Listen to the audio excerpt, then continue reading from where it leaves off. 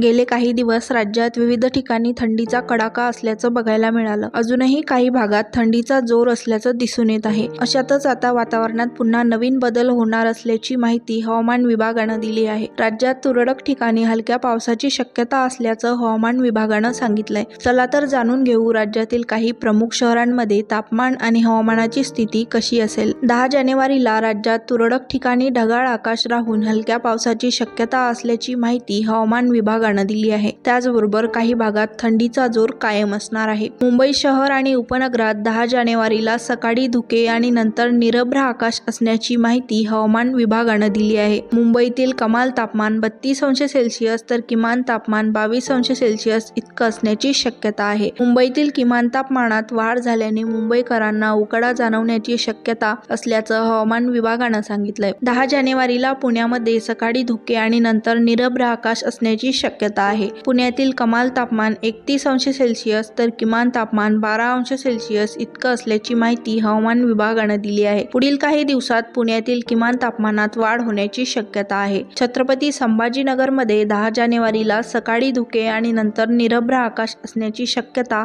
हवामान विभागानं वर्तवली आहे. छत्रपती संभाजीनगरमधील कमाल तापमान 30 अंश सेल्सिअस तर किमान तापमान 15 अंश सेल्सिअस इतके असण्याची शक्यता आहे. 11 जानेवारीला छत्रपती संभाजीनगरमध्ये हलक्या पावसाची शक्यता असल्याचं देखील हवामान विभागानं सांगितलंय. उत्तर महाराष्ट्रातील प्रमुख शहर असलेल्या नाशिकमध्ये 10 जानेवारीला सामान्यतः ढगाळ आकाश राहून हलक्या पावसाची शक्यता असल्याची माहिती हवामान विभागानं दिली आहे. नाशिकमधील कमाल तापमान 30 अंश सेल्सिअस तर किमान तापमान 13 अंश सेल्सिअस इतके असण्याची शक्यता आहे. 11 जानेवारीला सुद्धा नाशिकमध्ये पावसाची शक्यता असल्याची माहिती हवामान विभागानं दिली आहे. विदर्भातील प्रमुख शहर असलेल्या नागपूरमध्ये 10 जानेवारीला अंशतः ढगाळ आकाश असणार आहे. नागपूरमधील कमाल तापमान 29 अंश सेल्सिअस तर किमान तापमान 10 अंश सेल्सिअस इतके असण्याची शक्यता आहे. विदर्भात अजूनही थंडीचा जोर कायम आहे. राज्यात थंडीचा जोर कायम असताना आता तुरळक ठिकाणी हलक्या पावसाची शक्यता देखील हवामान विभागानं वर्तवली आहे. नाशिकमध्ये थंडी आणि पाऊस दोन्ही बघायला मिळणार आहे. विदर्भात सर्वात कमी किमान तापमानाची नोंद झाली आहे.